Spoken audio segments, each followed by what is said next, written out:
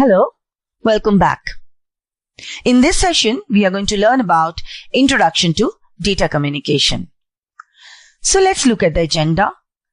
We are going to start with definition of data communication, and then we will be looking into the various characteristics of data communication. What is data?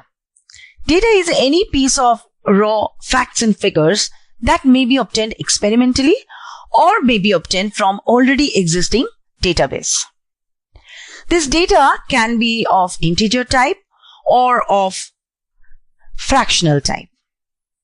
For example, if we write it like this, let's say it is an integer dataset consisting of various values 22, 23, 25, 32, 31, etc.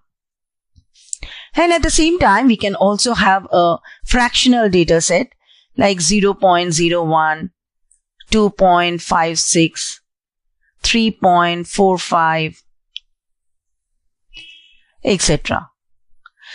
But looking at this value, can we understand what is the meaning of this? This is the first data set. Let us understand the first one. So it can mean anything. It can be the temperature of the day in winter time. It can also mean the age of people in a community or in a classroom, or it can be any value. Similarly, looking at this data set, we cannot understand what is the meaning of this. So when data is presented before us, it shows us no meaning at all. It is only when we process the data and give a meaning to it, it becomes information. So there is a basic difference between data and information. Now, what is communication? Let us consider a source S that is generating the message, let's say M1. It passes through a transmission medium, and at the output of the medium, the message M1 may become M1 dash, and it goes to the destination. This process by which a message generated from the source passes through the transmission medium and reaches at the destination is known as communication. What is data communication? We know when a computer generates a data, it is only zeros and ones. So computer data is binary in nature. When for the source there is a computer, we can say that we have the source computer and the destination computer. In between, there is the transmission medium. So when data is when the transmission is in the form of data, that means ones and zeros are passed through the communication medium, it is known as data communication. What is the process of data communication? When a computer generates zeros and ones, it cannot pass through the transmission medium. So, based on the nature of the transmission medium, the zeros and ones must be converted to a form which is known as an electromagnetic signal, which may be passed through the transmission medium. And at the receiving end, it has to be reconverted back to a form to be received by the destination computer. So, this is known as the process of data communication. Let us now look at the characteristics of data communication. First is delivery. What is the meaning of delivery? When we transmit data from one computer to the other through the transmission medium, it must reach the destination which is the intended one and not to anybody else. Just as we have the home address, so the computers also have some addresses.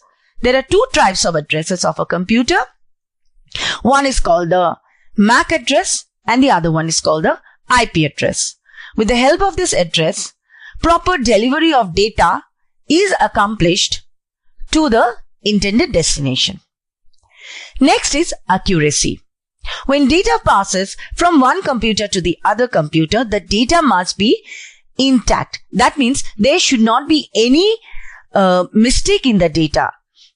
no error is tolerable. So this is called accuracy. Next is timeliness. When we pass data from one computer to the other, many a times it happens that we are dealing with audio data or video data which works in real time. So looking at this, we must have a proper synchronization of the data which is being passed from one computer to the other. So proper timing is required. The destination computer must know when the data has been transferred, and the sending computer must be aware that it is getting the data passed to the destination computer at the proper instant of time. Next is jitter. This happens when there is delay in the delivery of data. To be more precise, a message may be divided into a large number of chunks of data, and these are called packets. So each packet is itself a data. So during the course of transmission, let us look at this diagram here. I'm drawing a network. A network basically consists of large number of nodes followed by links. So these are all the nodes, and the nodes are interconnected through the links. Right.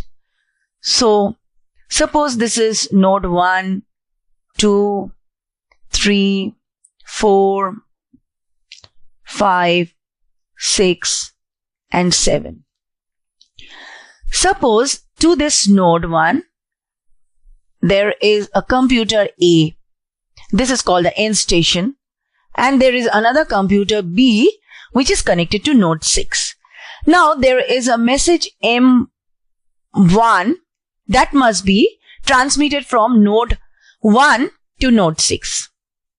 You see, there may be various paths. This is one path from node 1 to node 2 and then to node 6, or even from node 1 to node 2, then it can go through node 3, then to node 5, and then to node 6.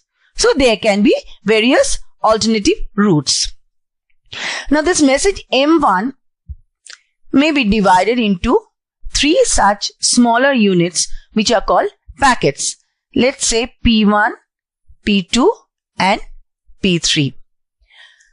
Now these 3 packets are treated individually and they are passed through the network. It may so happen that during the delivery of the data, these packets are not following the sequence.